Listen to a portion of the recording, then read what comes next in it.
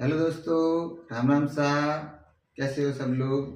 मैं गणेश राम माली, संस्कार छात्रावास सांचौर से।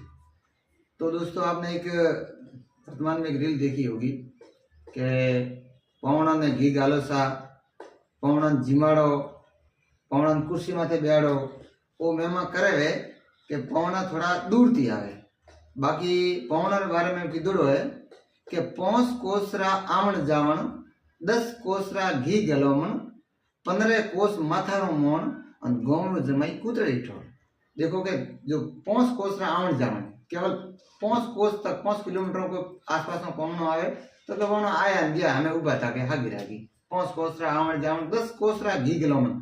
कोई 10 कोस थी आवे तो के भाई थोड़ो घी गालो, थोड़ी सेवा करो, पवनो सेवा आवे। 15 कोस माथारो मोण, मतलब 15 कोस थी जो पवनो आवे वो तो मतलब एक माथा जो सापो जतरो कीमती वैसे तो सापारो मोन वे अतरो प्रोनो मोन वे। और गोमरो जमाई तो कुतरे ठो। गोमरो जो जमाई वे वो तो बिल्कुल कि भाई आ जो गांव में कूतरो भराई जो जमाई भरे यूं सब भाईसणों मारो कहनो है कि गोमरो कदे जमाई नहीं वेणो, घरो कदे जमाई नहीं वेणो। राम राम सा, धन्यवाद।